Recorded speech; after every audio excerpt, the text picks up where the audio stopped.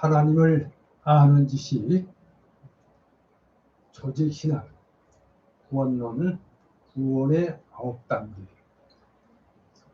오늘은 거듭남, 중생, 이렇게 제목을 드렸습니다. 하나님을 알자, 힘써 알자.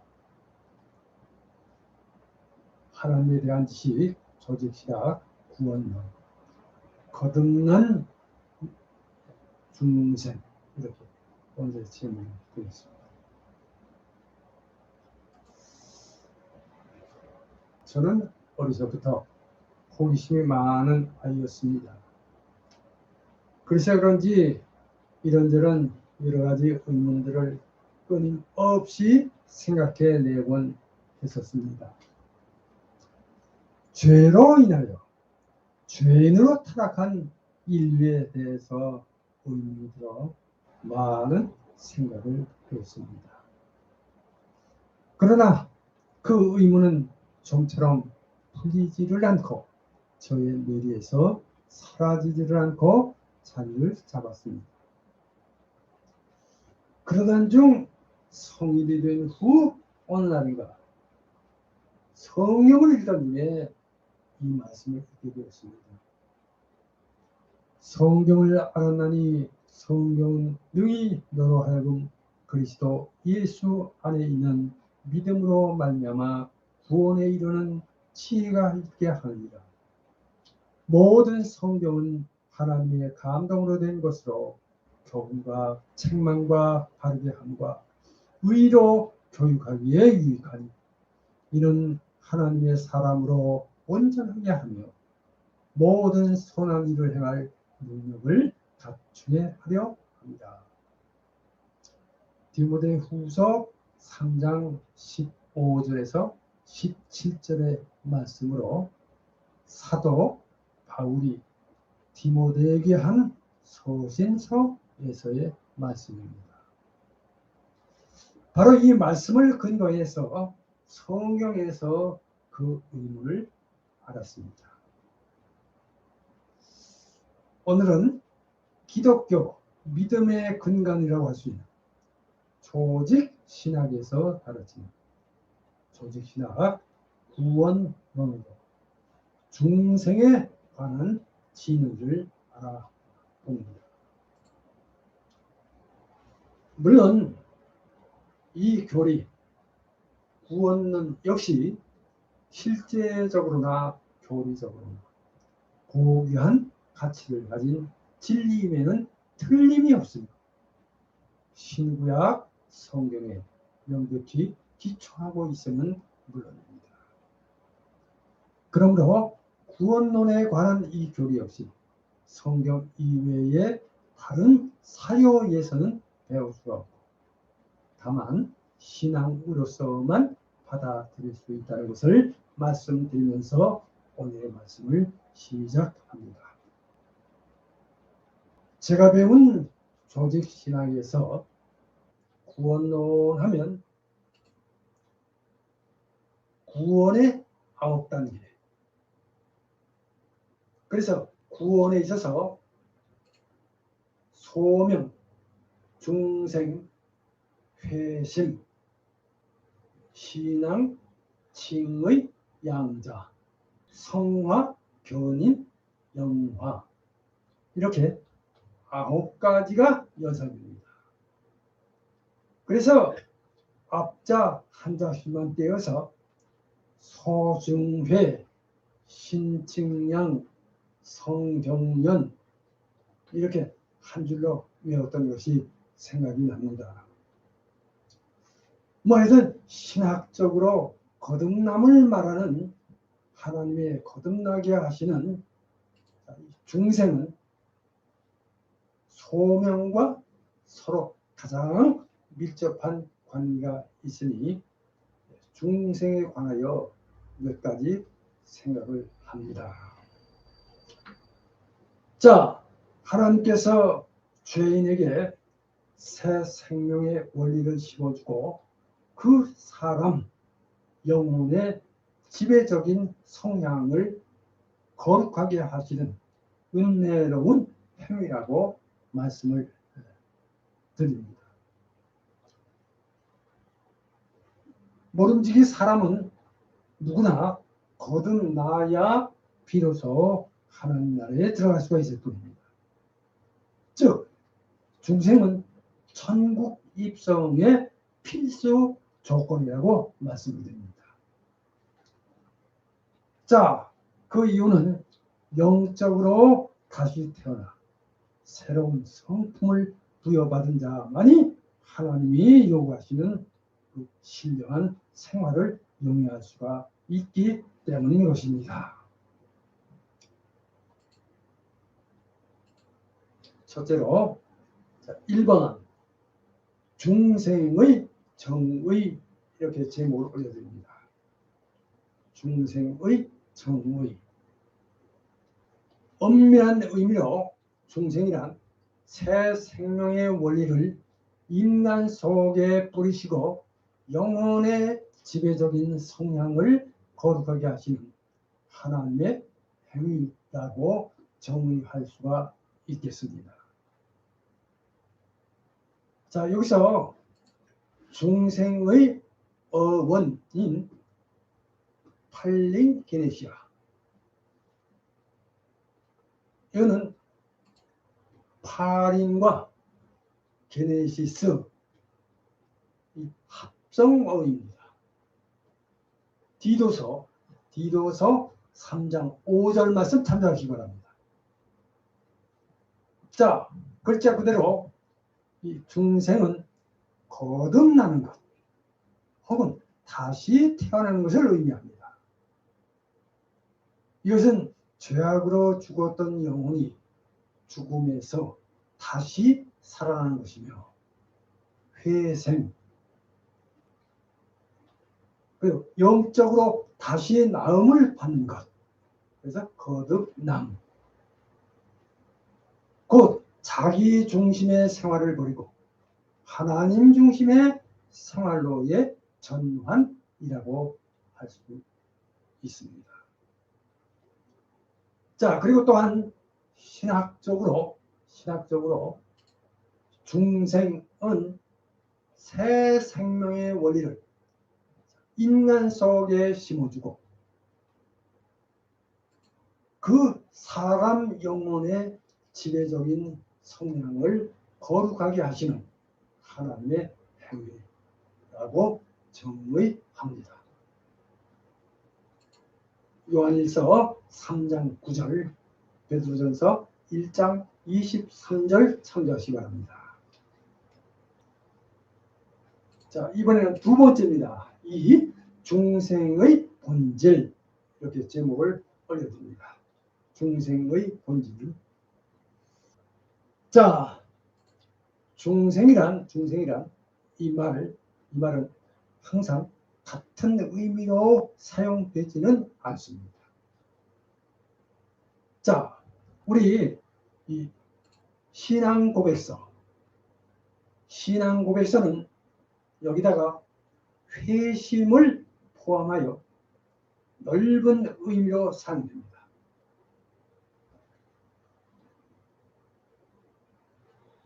요즘은 더 광범위한 의미를 부여하는 줄 알아요. 자, 이에 더불어 좀 더 이해하기 쉬운 의미로 말씀을 드립니다. 자, 중생은 성령의 능력으로 예수 그리스도 안에서 새로운 삶을 사는 것이다, 이렇게 말씀을 드립니다. 자, 이렇게 볼 때 중생은 근본적인 변화입니다. 근본적인 변화. 중생이란 생명의 원리와 영혼의 지배적인 성향이 있어서 일어나는 근본적인 변화이므로 그 인간 전 인격에 영향을 미친다고 말씀을 드립니다. 고린도전서 2장 14절, 고린도후서 4장 6절, 빌립보서 2장 13절, 베드로전서 1장 8절 참조하시기 바랍니다. 그러니까 원리상 거듭남, 이 중생은 전 인격, 곧 지성, 고린도전서 2장 14절 15절, 감성, 베드로전서 1장 8절, 의지, 빌립보서 2장 13절에 그 영향을 미칩니다.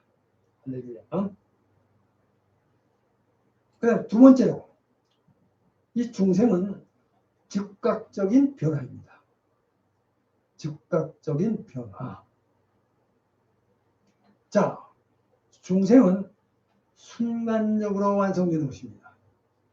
그러니까 성화와 같이 점진적인 과정이 아닙니다.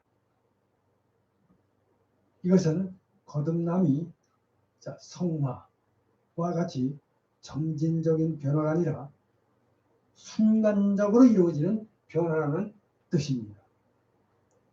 따라서 우리는 중생함으로 사망에서 생명으로 옮겨갑니다.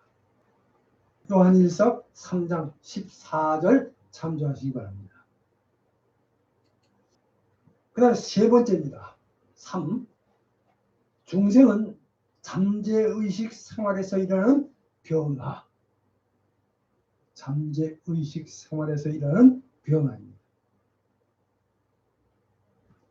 이 거듭남은 하나님의 은밀하시고도 청량할 수 없는 사역이므로 인간으로서는 절대로 직접 인식할 수 없고 다만 그 나타난 결과로서만 깨달을 수 있을 뿐입니다. 요한복음 3장 8절 참조하시기 바랍니다. 자, 그러므로 중생은 인간에 의해 직접적으로는 파악되지 않은 그 결과에 따라 알려질 수 있는 하나님의 비밀된 사역이다. 이렇게 말씀을 드립니다. 자, 이번에 3번입니다. 3번 중생의 유효한 수단, 이렇게 제목이 되겠습니다. 동력원, 중생케 하시는 분, 하나님이 중생의 주체자이십니다. 그래서 성경은 중생을 성령의 사역이라고 말해줍니다. 요한복음 3장 5절. 자, 이렇게 중생은 하나님의 성령의 직접적이고도 독립적인 사역입니다. 에스겔서 12장 9절, 요한복음 1장 13절, 사도행전 16장 14절 참조하시기 바랍니다. 자, 이것은 중생에 있어서 알미니안파와는 반대로 중생이 전혀 인간의 사역이 아니라 하나님의 영의 독자적인 역사라고 봅니다. 자, 그러니까 하나님만이 일하시고 죄인의 협력은 조금 더 필요 없다는 뜻이에요. 그래서 중생의 사역에는 하나님과 인간의 협동작용이란 있을 수 없습니다. 자, 그뿐 아니라 엄밀한 의미에서 중생은 새 생명을 심는 것으로서 성령의 직접적이고도 즉각적인 역사라고 말씀드릴 수 있습니다. 그래서 중생은 복음 사역이 도구로서 사용될 수 있는 것이라고 보므로 하나님의 독창적인 사역인 것입니다. 할렐루야. 자, 혹자는 야고보서 1장 18절, 베드로전서 1장 23절을 들어 설교의 말씀이 중생에 있어 도구로 사용된다고 하기도 합니다. 자, 하지만 이 구절은 사실 신생을 포함하는 아주 넓은 의미로서의 중생에 대해 말해주는 것으로서 중생은 보다 총괄적 의미로 볼 때 확실히 말씀의 방편을 통해서 이루어짐을 말씀을 드립니다. 자, 그런데 중생은 두 가지 요소로 구분되고 있습니다. 중생의 요소. 자, 정화와 갱신이에요. 요한복음 3장 5절 말씀. 사람이 물과 성령으로 나지 않으면 하나님 나라에 들어갈 수 없느니라. 그 말씀 기억하시고. 자, 즉 우리 심령이 오염으로부터 깨끗하여진 것. 그래서 물로 남과 자, 그것을 새 생명으로 재창조하는 것. 그래서 성령으로 남입니다. 자, 이제 네 번째가 되겠습니다. 네 번째, 중생의 필요성과 구원의 차서에 있어서의 그의 위치. 이렇게 제목이 되겠습니다.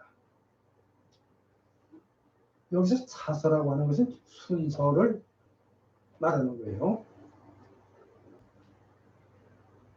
자, 성경은 분명히 중생의 절대적 필요성에 대해 명확히 말해주고 있습니다.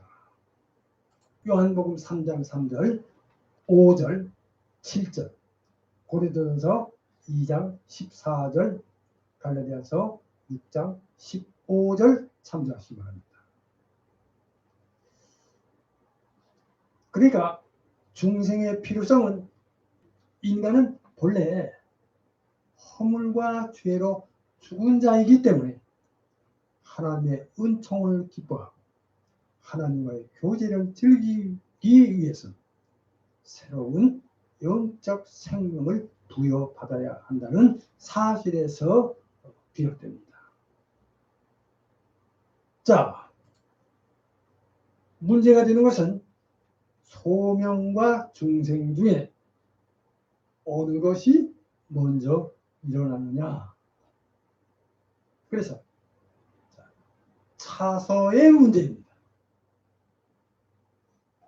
자, 이에 대한 대답으로는 성인의 경우에 있어서는 외적 부르심이 항상 선행하지만 엄밀한 의미로서는 중생과 일치한다고 말씀드릴 수 있습니다. 자, 새 생명을 심는 것이라 할 수 있는 중생은 내적 부르심보다는 앞서며 외적 부르심은 넓은 의미에서의 중생 또는 신생보다 앞섭니다. 자, 이제 결론을 말씀드립니다. 이상 성경적으로 조직신학, 구원론의 중생에 관하여 알아봤습니다. 물론 이 역시 여러 가지 특성을 내포하고 있기에 신앙의 위대한 신비 중 하나, 인간의 이해를 훨씬 초월하고 있는 것임을 말씀드립니다. 물론 이와 같은 교리는 성경 이외의 그 어떤 다른 사료에서는 배울 수가 없고 오직 신앙에 의해서만 받아들일 수 있다 하겠습니다. 자, 하나님은 죄인을 인하여 그리스도인이 되게 하십니다. 이것을 일명 소명 혹은 부르심이라고 합니다. 그래 여기서 하나님의 소명과 중생은 서로 가장 밀접한 관계가 있기에 중생에 관하여 오늘 이렇게 알아봤습니다. 사람은 누구나 거듭나야 비로소 하나님의 나라에 들어갈 수가 있습니다. 즉 중생은 천국 입성의 필수 조건이라는 말씀입니다. 그 이유는 영적으로 다시 태어나 새로운 성품을 부여받은 자만이 하나님이 요구하시는 그 신령한 생활을 영위할 수 있기 때문입니다. 자, 이렇게 말씀을 마치면서 여기서 중요한 것은 어디 가지나 하나님께서 범죄하고 타락한 인간이 구원에 이르는 하나님을 아는 지식인 신지식으로 하나님을 알고 믿어 구원에 이르는 은혜에 참여하기를 원하시고 축복하신다는 점입니다. 이 점을 믿으시고 믿음 생활 잘 하셔서 하나님의 구원에 이르시는 축복합니다. 자, 이제 생각해보기 오늘 두 가지 말씀을 드립니다.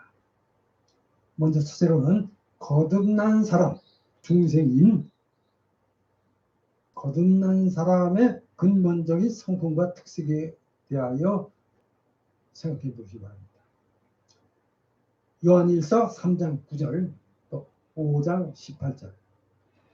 두 번째, 거듭난 사람, 그러니까 중생인의 그 다른 그 생활 태도나 사고 방식에 관하여 생각해 보시기 바랍니다. 갈라디아서 5장 26절 참조하시기 바랍니다.